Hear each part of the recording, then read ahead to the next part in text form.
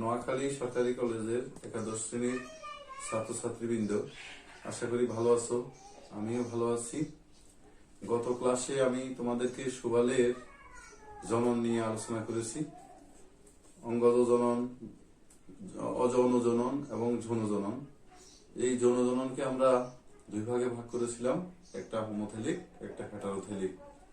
সেখানে শেষ সময়ে আমরা যখন হেটারোথেলিক বর্ণনা করেছিলাম, তোমরা সেই হেটারোথেলিক সম্পর্কে বুঝতে পারছো কিনা আমি এই জন্য এবার আরেকটু রিপ্লাই করলাম। সেটা হচ্ছে, হেটারোথেলিককে আমরা আসলে তিনটি ভাগে ভাগ করেছিলাম। একটা হচ্ছে আইসোগ্যামি, অ্যানাইসোগ্যামি এবং ওগ্যামি। আইসোগ্যামি এই ক্ষেত্রে কিন্তু দুইটা গ্যামিট সমান সমান হয়, প্লাস এবং মাইনাস স্ট্রেন সেটা দুইটা একই রকম হবে, তাহলে সেটা হবে আইসোগ্যামি। আর অ্যানাইসোগ্যামিতে মনে রাখতে হবে, একটা গ্যামিট হবে বড় আর একটা গ্যামিট হবে ছোট। তাহলে আমরা আইসোগ্যামি, অ্যানাইসোগ্যামি এই দুটির ভিতরে পার্থক্য বলতে পারবো। এবং ওগ্যামি, সেখানে কিন্তু মনে রাখবে, সেখানেও একটি গ্যামিট বড় এবং ছোট, কিন্তু মনে রাখতে হবে স্ত্রী গ্যামিটটি বড় হবে এবং এটা নিশ্চল থাকবে, এটা সচল হবে না। আর পুং গ্যামেটটি সচল হবে, তাহলে সেটা স্ত্রী গ্যামেটের নিকটবর্তী হবে এবং স্ত্রী গ্যামেটকে নিষিক্ত করবে, তাহলে সেটাকে আমরা ওগ্যামি হিসাবে চিহ্নিত করব। তাহলে আজকে আমরা চলে যাব এই শৈবালের ইলোথ্রিক্স, এটা শৈবাল, এই শৈবালকে নিয়ে আমরা বিস্তারিত আলোচনা করব। এবং ইলোথ্রিক্স শৈবালকে নিয়ে আলোচনা করতে গিয়ে আমরা প্রথমে ইলোথ্রিক্স শৈবালের বাসস্থান সম্পর্কে জানবো। তাহলে আমরা আজকে ইলোথ্রিক্স শৈবালের বাসস্থান সম্পর্কে তোমাদেরকে বলবো। এখন চলো আমরা বাসস্থান সম্পর্কে জেনে নিই। ইলোথ্রিক্স শৈবাল সাধারণত মিঠা পানির পুকুর, খাল, বিল, হাওড়, নদী, নালা প্রভৃতি জলাশয়ে জন্মে থাকে। ইলোথ্রিক্স শৈবালের ৬০টি প্রজাতির মধ্যে অধিকাংশ মিঠা পানিতেই জন্মে থাকে, তবে কতক প্রজাতি সামুদ্রিক হতে পারে। ইলোথ্রিক্স শৈবালের দৈহিক গঠন নিয়ে এবার আমরা একটু জেনে নিই। ইলোথ্রিক্স একটি ফিলামেন্টাস শৈবাল, মানে সূত্রময় এবং অশাখ সবুজ শৈবাল। ইহা অসীম বৃদ্ধি সম্পন্ন। এর দেহ একসারি খর্ব ও বেলনাকার কোষ দ্বারা গঠিত। এর গোড়ার কোষটি লম্বাকৃতির, বর্ণহীন এবং নিচের দিকে ক্রমশ সরু। একে হোল প্লাস্ট বলে। আমি পরে ইলোথ্রিক্স শৈবালের চিত্র আঁকবো, এই ফাঁকে একটু বলে রাখি, আমরা অনেক সময় আমি প্রশ্নটা করি যে হোল প্লাস্ট দৈর্ঘ্যে বাড়ে কিন্তু প্রস্থে কেন বাড়ে না। তোমরা পরবর্তীতে মনে রাখবে এই প্রশ্নটা সম্পর্কে। হোল প্লাস্ট দ্বারা শৈবালটি কোন বস্তুর সাথে আবদ্ধ থাকে। হোল প্লাস্টের কাজ কি বললে, এমনই প্রশ্নের উত্তরে তোমরা বলবে হোল প্লাস্ট দ্বারা শৈবালটি কোন বস্তুর সাথে আবদ্ধ থাকে। ফিলামেন্টের প্রতিটি কোষের একটি সুনির্দিষ্ট কোষ প্রাচীর আছে। হোল প্লাস্ট দ্বারা প্রত্যেক কোষে একটি নিউক্লিয়াস আছে। হোল প্লাস্টের কিন্তু এটাতে কোনো নিউক্লিয়াস নেই, এটা আংটি আকৃতির ক্লোরোপ্লাস্ট আছে। এখানে ক্লোরোপ্লাস্টে এক বা একাধিক পাইলিনয়েড থাকে। এই পাইলিনয়েড হলো প্রোটিন জাতীয় পদার্থের চকচকে দানা, যার চারদিকে অনেক সময় স্টার্চ থাকে। ক্লোরোপ্লাস্ট কোষকে আংশিকভাবে অথবা সম্পূর্ণভাবে বেষ্টন করে রাখে। হোল প্লাস্ট ছাড়া অন্য যে কোনো কোষ প্রস্থে বিভক্ত হতে পারে, ফলে ফিলামেন্ট দৈর্ঘ্যে বৃদ্ধি প্রাপ্ত হয় কিন্তু প্রস্থে হতে পারে না। বাংলাদেশ থেকে একজন বিজ্ঞানী যেই ইলোথ্রিক্স সিমপ্লেক্স নিয়ে আলোচনা করেছেন, তিনি হলেন professor A K M Nurul Islam. 1969। আরো কতগুলি নাম আমরা এখানে জানতে পারবো। ইউলোথ্রিক্স টেনেরিয়াম এবং ইউলোথ্রিক্স ব্যালিস নামক 3টি প্রজাতি এখানে আমরা বর্ণনা করলাম। ইউলোথ্রিক্স এর জনন সম্পর্কে আমরা জানার আগে আমরা ইউলোথ্রিক্স শৈবালের চিত্রটা এখন আঁকবো।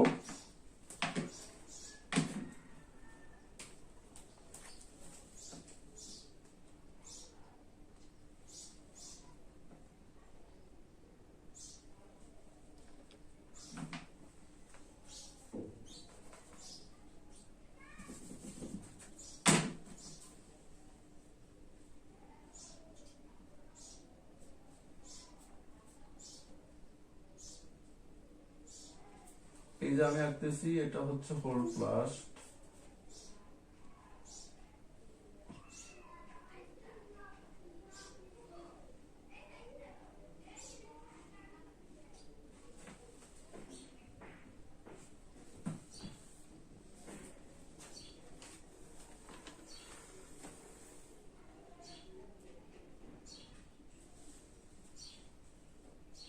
নিউক্লিয়াস, ক্লোরোপ্লাস্ট,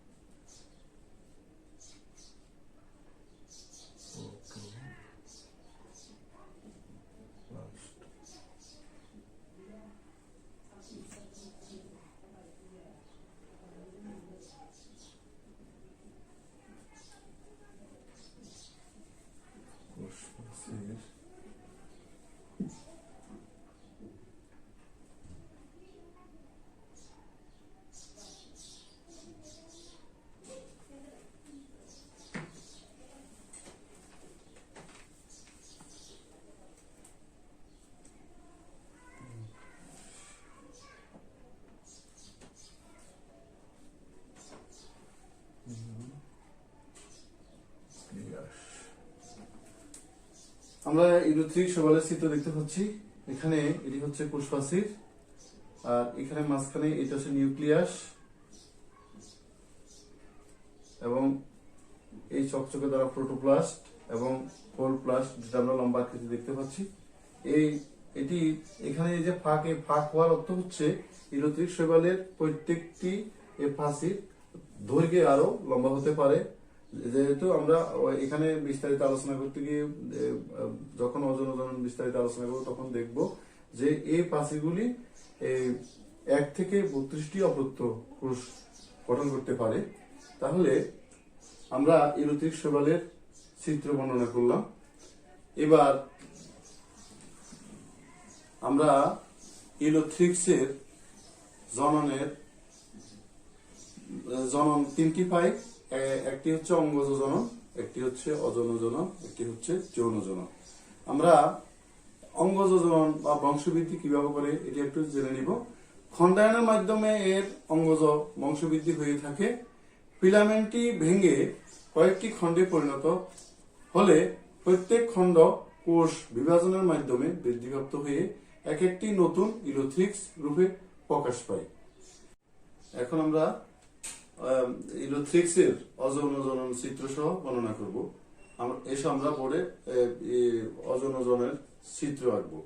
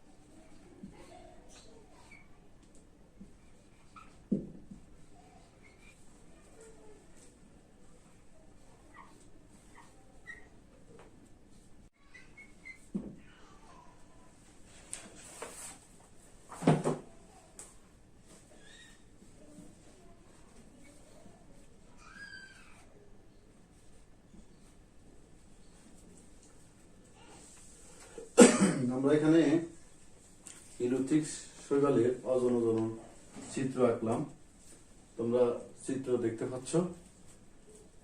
আমরা একটু চিহ্নিত করি। জোস্পোরেঞ্জিয়াম, আমি এখানে যে অংশটা আঁকলাম এটা হচ্ছে জোস্পোরেঞ্জিয়াম।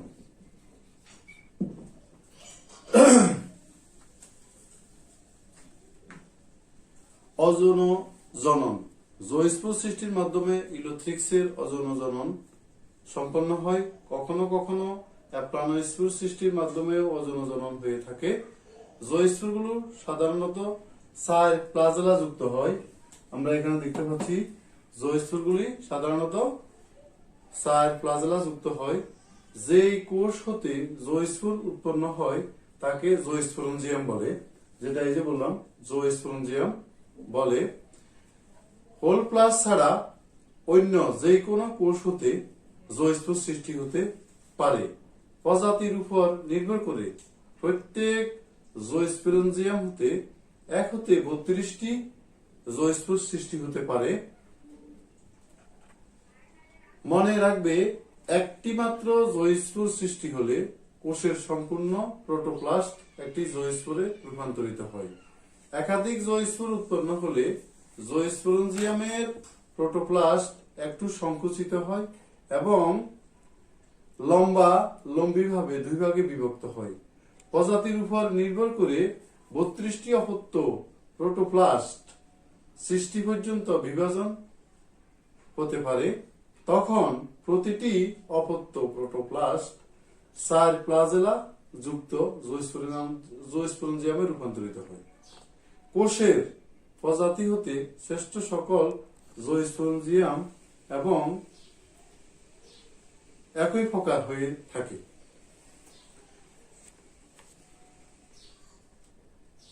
আমরা কোষের প্রজাতি হতে 2 প্রকার জোস্পোরেঞ্জিয়াম উৎপন্ন হয়। ক্ষুদ্রাকৃতির বা মাইক্রোস্পোরেঞ্জিয়ামের